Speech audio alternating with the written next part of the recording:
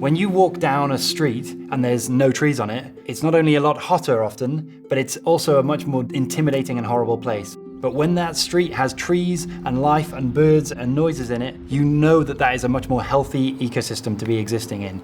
Finding the systems through which we can all engage in nature restoration is going to be absolutely essential for us to move to the next step, which is engaging the entire public in the global restoration movement. I truly believe that urban restoration efforts are absolutely critical to this movement. Wild West End is a Crown Estate-led initiative which was established back in 2015, where a number of the core West End landowners came together to work on how we improve the quality and quantum of green space within the West End. My name is Jane Wakiwaka and I'm the Environmental Sustainability Director at the Crown Estate. Green spaces don't just provide a biodiverse impact. We recognise that there are wider ecosystem services that biodiversity brings. At Wild West End, we're committed to making sure that any green space we provide meets at least one of two other values. These may include microclimate benefits, air quality benefits, health and well-being, water retention. There are a huge number of benefits, but it's just trying to, again, find what is right for that location. It's good for people to be around greenery. In terms of an urban city, you quite often come across just lots of concrete, lots of walls, no living walls, nothing that was particularly attractive. There wasn't a great deal in terms of wildlife happening across the West End of London. By putting more plants and more things for animals and invertebrates, birds to come into this area, we have established a haven really for lots of different wildlife in the city. Bees are really important. We have up to 250 species of bees in the UK. They are all pollinators of different types, and there is an opportunity with honeybees to actually farm them. They are wild, they are livestock. There's approximately 400,000 hives in the UK, and in Regent Street we've made the decision that we will keep bees on the street. My role is to look after the bees, making sure they've got everything they need to survive and look after their well-being.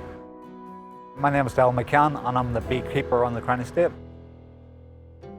We were quite worried at the start when we installed them about the level of pollution. Will our bees actually survive? We've found over time that bees are happily surviving up here. Responsible beekeeping is really important because in certain parts of London there are too many bees. We need to know where bees are located, because if there are too many bees in an area, that means there isn't enough habitat, there isn't enough forage for the bees to thrive. I mean, they pollinate all the plants. We can't put bread on our table unless bees are out there being active.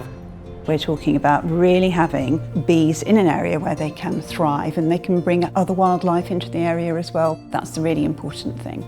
We try to encourage people to plant more flowers, more vegetables, make more wild spaces in the gardens, try and make the environment more friendly for the bees. We help them, they help us. It's a two-way cycle. Sustainability has always been a really important part of how we at the Crown Estate operate. It aligns very much with our purpose, and our aim is to make sure that we're always creating financial value but also environmental and social value for both now and in the future. Since the 1970s, we've lost 41% of our species in the UK. We're now seeing many more sparrows, greenfinch. We're seeing a lot more pied wagtails and black redstarts. Those latter two have been in very low numbers, so it's great to see them coming back into the area. Maybe that just gives you a little bit of a flavour of the kind of things that are happening. They don't happen overnight. We've been focusing on prioritising local and native bat species. It's also about creating not just new insects, etc. to come in, but also how do we create the right habitat. We do encourage bats to come to the estate, and we do know that there's a very large population of them in St James, and we want them to be there. They're all part of what makes up our city. Collectively, we can make the entire West End a much nicer destination for people to come to. I can't think of any customer on Regent Street that is not engaged with an aspect of sustainability. I know that's happening in a lot of towns and cities now, that people are beginning to think that in order to make this work, we can't do it in isolation. We have to do it as a community. I do believe that what we've done in central London can be replicated elsewhere. If we're able to do it in a pretty constrained site like London, then we should be able to do this anywhere.